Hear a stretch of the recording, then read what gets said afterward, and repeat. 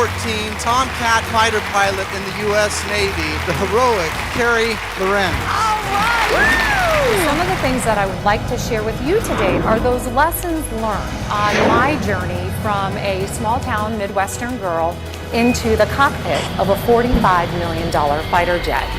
Launched off the front end of that aircraft carrier, going from 0 to over 200 miles an hour in just under 2 seconds flat. NASCAR, please.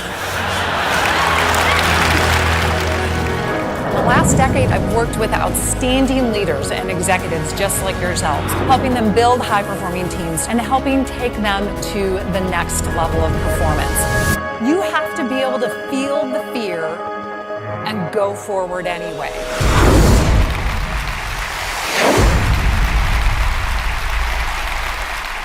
So for 3 decades, I have lived, studied, and researched leadership, high-performance behaviors, risk management, and human factors in some of the most demanding environments on Earth, from the cockpit of an F-14 to the boardrooms of Fortune 500 companies. One truth has remained constant. High-performing teams are going to require fearless leaders. But today I'm here to ignite the extraordinary power within each and every one of you. Because in these turbulent times, to overcome the chaos and make your goals, your commitments, your dreams a reality, remember this: success under pressure comes from mastering what you can control and letting go of what you can't. Because fearless leadership is your key to making a difference, and it's built on really 3 pillars. The first thing is courage. It's you having the ability to really feel the fear and go for it anyway. The second thing is tenacity. It's really just the persistence to keep going after your goals, even when it demands everything of you. And then we have integrity. It's the resolve and actually the audacity to do the right thing, especially when it's really difficult. But these aren't just concepts. They're practical tools that kept me alive in life or death situations on and off that aircraft carrier. And they're really what keep any leader relevant, respected, and moving forward in today's fast-paced world. But you might be wondering, how do I achieve the impossible? How do I lead my team through uncertainty? How can I move forward when the future everywhere feels so unclear? The answer is understanding your span of control. It's all about focusing on what you can control and letting go of what you can't. This mindset is going to be the key to you unlocking your potential as a fearless leader. Leadership is not about having all of the answers. It's about having the right mindset and the tools really to navigate the unknown. But one thing is certain: your ability to work through fear and then to act despite it, to persist in the face of adversity, to focus relentlessly on what matters most, and definitely to plan meticulously, these are your greatest assets as leaders. If you master these, you're going to become unstoppable. So are you ready to really transform your fear into fuel? Right? Take that faith to really power through your fear and focus on what matters. Well, to plan and execute and learn with military precision, we're going to look at a couple of different frameworks so that you're able to build some resiliency and turn any setbacks that you might run into your biggest comebacks. So let's go. Because as you can imagine, the cockpit of an F-14 is one of the most demanding environments on Earth. And it's where I learned really some of my most unforgettable lessons, not just in flying, but also in life and in leadership. During that time, I was really fortunate to work with what I think were some of the world's most outstanding teammates, and some that provided coaching opportunities as well. Myself on more than one occasion, I promise you. But no matter the mission, people are counting on you. They're counting on you to make the right moves. So we both, all of us, are working in these really fast-moving, dynamic environments where inconsistent execution can really generate catastrophic results. But it's also where you can partner a lot of your faith with great wingmen, right? So what I'd like to do now is take a second to invite you into my office, into the cockpit of a $45 million fighter jet. This environment is not just mentally challenging, but it's physically challenging as well. And why is that? different than the other services, we actually have an additional full-time job. We're responsible for running squadrons that have 250 to 300 people with assets valued at right around $1 billion. So we're operating in this environment where we're constantly feeling uncomfortable, right? Overwhelmed, and like we never know enough or even have enough time to get everything done. Does that sound a little familiar? Maybe. Maybe not. Maybe it's just me. That's okay. You guys are good. But as leaders, oftentimes you're in really similar situations. You're bombarded with information from all sides. You've got market data. You've got people that you are trying to serve who come from very different backgrounds, very different cultures. And you are still expected to synthesize all of this different information, these different personalities, and make decisions that will guide your team, your organization, toward its goals. And in my world, I might go from being in my third leadership position at just 9 months into the squadron, where every day I'm still planning missions, I'm briefing my team, and then instantly I get up into my airplane and I am launched off the front end of that aircraft carrier, going from 0 to over 200 miles an hour in just under 2 seconds flat. And I know, I'll let you think about that acceleration for just a second. But within just a few minutes, we're usually going, 450 to 500 miles an hour, leading 2, 4, 6, 8, sometimes 20 wingmen out to an operating area and then back to that aircraft carrier again. Now, why is that mentally challenging? Well, when we're sitting in our cockpit, we're surrounded by about 350 switches and dials, and we're managing 3 different radios that are talking to us on 3 different frequencies simultaneously. So again, we're having to synthesize a lot of information that's oftentimes disparate or conflicting information, but people still expect us to make the best decision that allows us to be successful. But then there's this whole physical demand as well. So for example, right now we're all sitting here and we're experiencing 1G, or 1 times the force of gravity. But when I'm in that cockpit and I pull back on that stick, I can experience up to 8 times the force of gravity, which means my body goes from feeling like it weighs 200 pounds-ish to instantly weighing 1,600 pounds. That is like trying to think and fly and talk and make decisions with an elephant sitting in your lap, crushing you. Again, that crushing feeling, probably pretty familiar. But as you can imagine, as much as I would like to think I have the most important job on the aircraft carrier, because I was a fighter pilot after all, and if you've ever met any of them, they may have told you this. I apologize for every one of us. It actually takes an entire high-performing team to get this job done. We cannot do this job by ourselves. And it's interesting because every single aircraft carrier has about 5,000 people on board. And yet, every 9 months, 50%, 50, of that population turns over. So if you extrapolate that, what does that mean? That means that every 18 months, you have an entirely new crew trying to get a job done in what's known as the world's most dangerous industrial work site. And if that's not a big enough leadership and operational challenge, any guesses as to what the average age is on an aircraft carrier? 20, 22, somebody said 26? It's 19 to 19 and a half. Yeah, if that doesn't suck the air out of your lungs today, I've got nothing. I'm done. So imagine you leave here, you're all fired up, you've got all your notes, and everybody that you work with, lead, and serve starting on Mondays, 19 to 19 and a half years old. Yeah, that's a challenge, right? So we succeed, though. We're able to be successful because we know our purpose, and it's one thing. It is simply to support the safe launching and recovering of airplanes, 24 hours a day, 7 days a week, 365 days a year. And we pursue this together relentlessly as a team. And it's imperative that we all share in this clarity of vision and purpose, and that we know what success looks like, and then we understand our individual roles. So your job as leaders is going to be figuring out how do you set and sustain that vision so that your team is empowered to achieve high performance.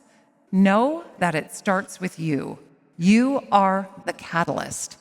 And a catalyst is somebody who, in my mind, accelerates reactions and aligns people so that you get to where you want to go faster. right? With clarity of vision and purpose, we all knew what success looked like. And we understood the role that each and every one of us played in making that a reality. So whether your team is launching airplanes, maybe somewhere you're managing manufacturers, or you're leading a large or small congregation, right? We have to provide the vision that empowers and inspires our team to that high performance. Because when we're navigating so much uncertainty and unsettling cultural issues right now, collaboration and partnership are going to be the key to your long-term success. In my world, speed is life. In your world, the same thing applies. We train continuously to think critically, stay focused, make decisions at the speed of sound, so that we can manage risk and stay ahead of our ever-changing environment. Again, in your world, same thing applies. Because in times of crisis, people need insight, right? In times of crisis, they need faith. In times of change, they need a really unified experience and people and partners and leaders that they can trust. So we want to put ourselves in a position that we're able to make really high velocity and high quality decisions faster than the environment is changing. This sense of purpose is your number one single most important factor in both your success and your team's success. Whether you're just starting out, and we've all been there, right?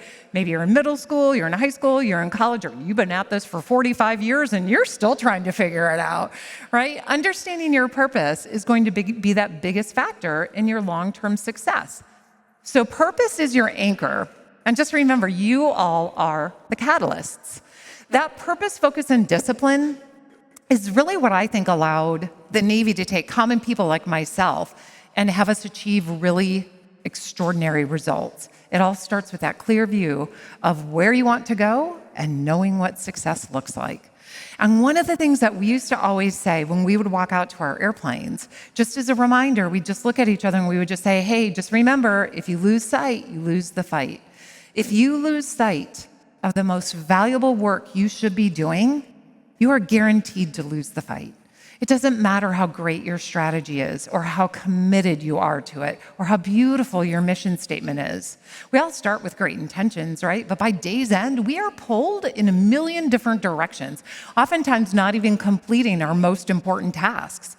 So your purpose is your filter. So keep that simple and then just be clear with what it is you want to accomplish and what you want your team to accomplish. We are having to work constantly to clarify the complex in this really complex environment. And it's that clear vision that gives people focus. And focus is your superpower. Diluted focus equals diluted power. So this is not about trying to do everything, right? But the most important things. So remember, your superpower lies in your ability to focus on your span of control. If you pair that with a great attitude, you are going to be unstoppable. And it's not that having a positive attitude is going to guarantee your success. It won't. But a negative attitude and a lack of faith is going to kill your ability to adapt. But when we think about this, let's talk about integrity for just a hot second in decision making under pressure. Because I was drawn towards the Navy because I loved its focus on mission before self. And I love the fact that it was all very mission-oriented. And I attended the Navy's Aviation Officer Candidate School. It's the 16-week program that essentially takes you from being a college graduate to earning your officer commission. And every morning there, you would wake up to, 5 of these handsome young gentlemen hovering over your face, screaming in your face, trash can lids slinging, down the hallway, and mattresses getting thrown out in the yard. And when you find yourself doing mountain climbers in somebody else's pile of breakfast, you start completely questioning your life's choices, right? But this program was designed to put an enormous amount of pressure on you. It was designed to really crank down the stress and just the intensity because they wanted to find out, will you be able to be flexible? Can you adapt and overcome any scenario that they put in front of you or an obstacle that they put in front of you? Can you lead based on a changing situation, not just based on that beautiful plan you came up with last week, right? And why did they do that? They wanted to also see, would we be able to make good judgments under enormous amounts of stress and duress, especially when that judgment or that decision wouldn't be in our own personal best interest? Because this is where integrity becomes crucial in leadership. Because integrity isn't just about being honest, right? It's about consistently acting in alignment with your values, your faith, and your team's best interest, even when it's difficult, even when it could put you at a disadvantage. It's this kind of integrity and authenticity that builds trust, which is the foundation of effective leadership. When your team trusts you to make decisions based on what's best for the mission and what's best for the team and not just what's in your best interest, they will follow you into any challenging situation in front of you. So as a leader, know that you are going to face the unknown. You will be overwhelmed, but you have to start without a roadmap. And what separates the great leaders and the ability to take bold, aggressive steps forward is taking action. Even when you're enveloped in uncertainty, only those people who continue to take action are the ones who thrive and survive. Bold, fearless action drives success. Don't wait for an invitation to make a difference, right? Don't wait for a different title. Don't wait for the perfect time. And do not wait to raise your hand before you're ready, because you may never feel ready. All it takes is the courage to step up and take action when the opportunity comes along. And thankfully, science tells us that action conquers fear, which brings us to a paralyzing challenge that all leaders face, and that is the beautiful fear of failure. And I'll tell you what, fear of failure is one of the most universal things that we all suffer from, fighter pilots included. Fighter pilots are not immune to this, and it can be incredibly debilitating if we let it take control. Our instructors knew only a very small percentage of us would go on to fly high-speed fighters on and off of aircraft carriers. And what we can't afford to have happen is essentially when I'm strapped into a $45 million asset and it's at night, I'm on fire 1,000 miles offshore with no other place to land, that's not the time I suddenly go, oh my goodness, I can't do this. This is too hard, right? Because there's no easy button. We can't just tap out. But the fear of failure is the single greatest obstacle to success. And unfortunately, most people underestimate their ability to recover from failure. And when we're afraid to fail, we end up passing up really valuable opportunities simply because we hesitate and we wait for others to go first, right? We go, I'll let them go first. But while we're waiting, we're putting ourselves at greater risk, and someone else is being brave enough to go first because they know they'll figure it out.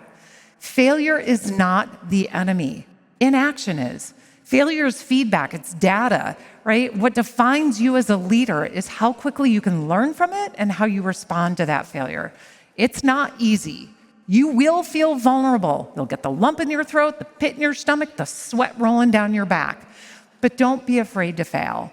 Be afraid of not trying. Be afraid of staying stagnant while the world changes, right? Be afraid of letting fear hold you back from reaching your full potential as a leader. Again, as long as you learn from it, you are going to come back stronger from it. We all make the mistakes, right? We all make mistakes.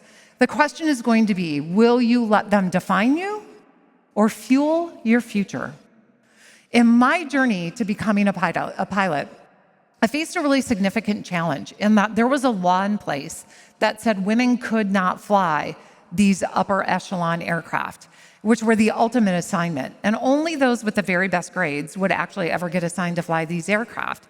So there were a lot of challenges and a lot of roadblocks along the way that would require a whole lot of resilience. It takes about 2 years to earn your wings as a Navy fighter pilot. And when I was almost done with my training, I ran into a really big bump in the road. I got called into my commanding officer's office, and I was told that because women were not allowed to fly in combat at the time, there was no room for me in the Navy anymore. So I could either get out of the Navy or I could go to a non-flying job. What did I want? Yeah, neither, right? Neither of those were acceptable. And I was gutted instantly, but I was not ready to give up. So I did something that some people might consider a little risky. I challenged the status quo. I took a few minutes to compose myself, and I went back to my commanding officer and I said, "Sir, with all due respect, I don't want to get out of the Navy and I don't want to go to a non-flying job. We need to find a third way." Oh, well, I'll tell you what, the people who tell you you need to be big all the time and be brave all the time, don't do that. That's crazy. You can't do that. But you can throw it in and run once a week, right? Just kind of push on the system all of a sudden, right? Otherwise, the rest of that stuff is nonsense. But this is about having that ability and that moment of teaching me, what is it going to take to be resilient? What is it going to take when all of a sudden everything you've worked for, you are losing, it's slipping through your fingers? Because too often we feel like we have limited options, right? But sometimes overcoming challenges means you have to find a third way. You have to find a way to do things that you've never done before. Resilience isn't just about never getting knocked down. It's going to be how quickly can you get back up. It's about having the courage to challenge the status quo when necessary. As leaders, you are going to face a ton of setbacks. That's just unavoidable. You'll have days where everything goes wrong, right? Where resistance is coming at you from every corner, and you'll feel like you don't know what you're doing. But just remember, resilience is a skill that we can all develop. But without the willingness to keep at it, success in any way, shape, or form will never be possible. Without tenacity, success is impossible, right? This is about staying tenacious. It's about leading through challenge. It's about having that courage in that sprint and the tenacity to keep hanging in there. Again, do not wait for an invitation to make a difference, because I can promise you, acts of bravery, they don't always take place in the cockpit going Mach 2 with your hair on fire, right? It's in those tiny moments when you have that courage to honor your voice and your instincts and your passions and find a third way. Because this is going to be about, how do you get things done? How do you find that third way?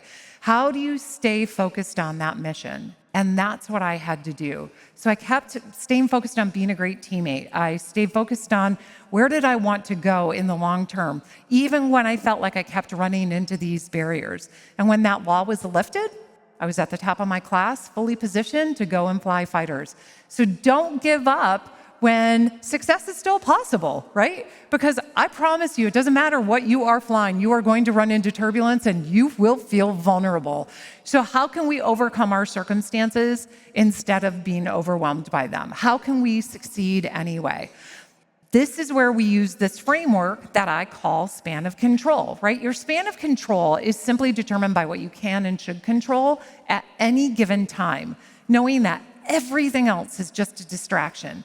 And there are only 3 legs of this. First thing, we want to focus on what matters most. Second thing, formulate your flight plan for success. And then third, communicate what's possible. We cycle through this simple framework, and it's a game changer to set ourselves up for success. Because I promise you, fighter pilots aren't born with the ability to prioritize in high-stress environments. We learn the skills necessary to do so. And then we relentlessly prepare through planning, studying, briefing, debriefing, simulators, and ultimately even then in flight. But let's talk about focus for just a hot second. Because landing a high-speed fighter on an aircraft carrier at night is the hardest thing to do in all of aviation. As I approach that ship in that inky blackness, I can't see my hands, I can't tell up from down, and my attention is pulled in 1,000 different directions. So many things are out of my control, from the winds, the crashing waves, the ship running away and hiding in the worst weather. But it's training and prioritization that allow me to focus on the most important work. And it's simply having the resolve and the audacity to hang in there no matter what. Because I know that if I prioritize very specific things, that my chances of landing safely are greatly improved, even when life and death are in the balance. And a million potential accidents could take place. 10 million things we can't control. But we all can control our focus, our priorities, and our actions to tamp down that fear. And nothing beats that experience. Nothing compares to it. The only thing you can do to even kind of mitigate the tension and anxiety is to do it again and again and again. And that is how you end up building the strength and the courage and confidence, by facing fear and moving forward anyway. We face it, we acknowledge it, and we go forward anyway.